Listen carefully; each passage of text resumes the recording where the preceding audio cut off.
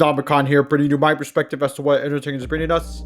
And today we'll be talking about Super Mario Sunshine, released exclusively for the Nintendo GameCube, first in Japan on July 19th, 2002, and came to the US on August 26th in the same year. This game was critically acclaimed back when it came out, with many people praising the gameplay, graphics, soundtrack, story, and the addition of Flood. The game has sold over 5 million copies, making it one of the best-selling games on the GameCube. As a matter of fact, it is the third best-selling game for the Cube, with Mario Kart Double Dash and Super Smash Bros. Melee being above Sunshine in terms of sales. So this game has a story. Yeah, a Mario platformer with an actual story. A rare sight to behold. So this story stars Mario, Peach, Toadsworth, and a bunch of Toads. They go to Delfino Plaza to take a vacation. Unfortunately, that vacation is short-lived, as Mario has been convicted of a crime that he did not commit. The crime that he is being accused of is vandalism. The island is filled with graffiti, but Mario didn't make that graffiti. However, it is made by someone who resembles Mario, known as Shadow Mario. Mario has unfortunately pleaded guilty and has been ordered to clean up Isle Delfino. Thankfully, he joins up with a machine named the Flash Liquidizer Ultra Dousing Device, FLUD for short. It was created by Professor Egad. As time goes on, the game has been divisive. Many people criticize the game for the camera, FLUD's gimmicks, and the ways some levels were designed. I have gone back and forth on whether I like this game or not. I went on liking it to hating it to not liking it. It goes back and forth. Although I absolutely agree with a lot of the criticisms the game got. One thing this game got criticized for was the voice acting. Yeah, there's voice acting in a mainline Mario game, and there's a reason why they have not done it again. It's not good. Not at all. I'm glad Mario went silent besides doing it, but man, Bowser being voiced like that sounds so off, man. Sounds so off. Peach and Bowser Jr., they sound pretty rough too. I mean, they sound like the part, but I just feel like the voice actors were not even trying. I don't know. I just seemed like they weren't given they were not given a good direction.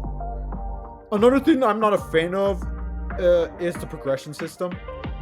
It is a downgrade compared to its predecessor, Super Mario 64. In Mario 64, if you collect 64 stars, you get to face off Bowser for the final battle, no matter where you got them. In Super Mario Sunshine, you have to complete every single mission in all of the stages in order to go battle Bowser. Even if you collect the secret shine sprites, you still have to complete the main missions in the main world in order to reach Corona Mountain. The controls are pretty good for the most part. They take time to get used to, since compared to 64, it is not as tight, I would say.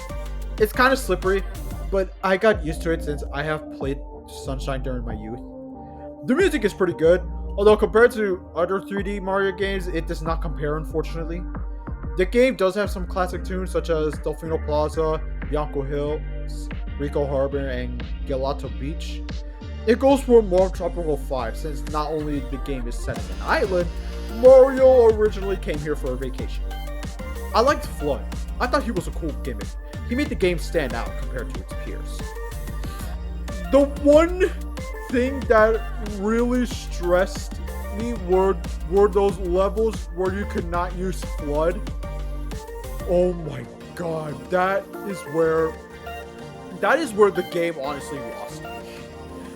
Because those levels were absolute torture to get through, and I honestly don't want to play those levels ever again. Honestly, I also hate the fact that you have to complete the missions. You have to complete those missions with those levels, like absolute dial. I don't know why they made the progression system even worse in this game.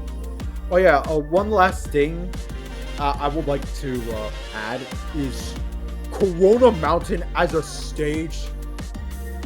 That I hope they never do that again.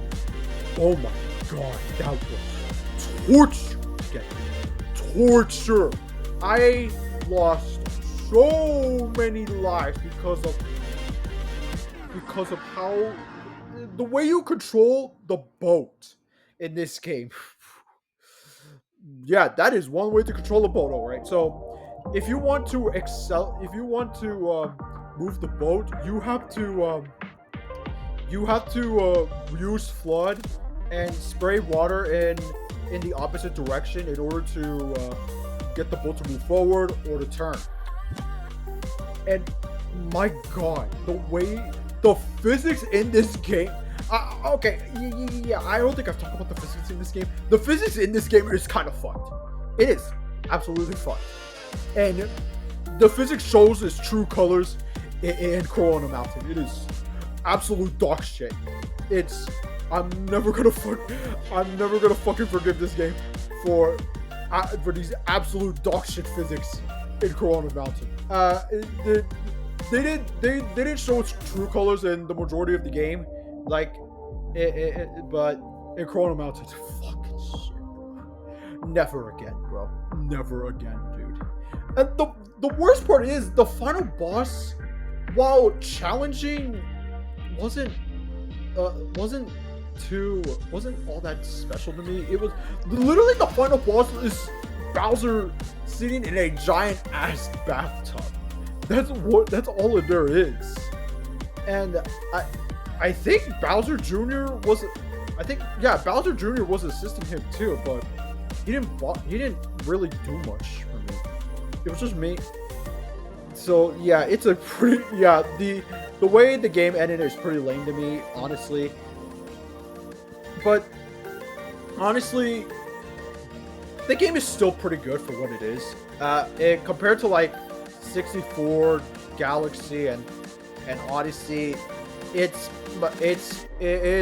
one it's one of my least favorites in the 3D Mario games. Like I would absolutely say I prefer this over 3D Land. I'm not saying 3D Land is a bad game, but like Sunshine was had a little bit more creativity to it. It's just that man, those physics and the level designs too. Those are head scratching, to say the least. But if you have a GameCube and somehow you don't have the game, I do recommend checking it out. I don't know how much is it nowadays. Last time I checked, before 3D All Stars came out, it was really expensive. Like it was around $70. Yeah, I don't know if it's still $70 or maybe the price increased, but but if you do have if you do have a Switch, um I would make sure to find a copy of 3D All Stars. I would say that's easier to find, but Nintendo took that out of the stores a long time ago. They took out 3D All Stars a long time ago. That has been long gone. So I guess you could find it in various third-party places, where they sell used games. So like I said, it's not a bad game despite all the flaws it has. It's still a pretty good game. But like I said, compared to other 3D Mario games, Sunshine does not compare. Unfortunately, it just doesn't. Yeah, I'm one of those people that massively prefer 64 over Sunshine, despite the second half of 64 not being the best, but I still prefer. But Super Mario 64 was one of its kind. Back when it first came out, it was it was a game that has not been done before. That's why I give 64 the edge over Sunshine. But otherwise, for those, yeah, Super Mario Sunshine gets a 7 out of 10 for me.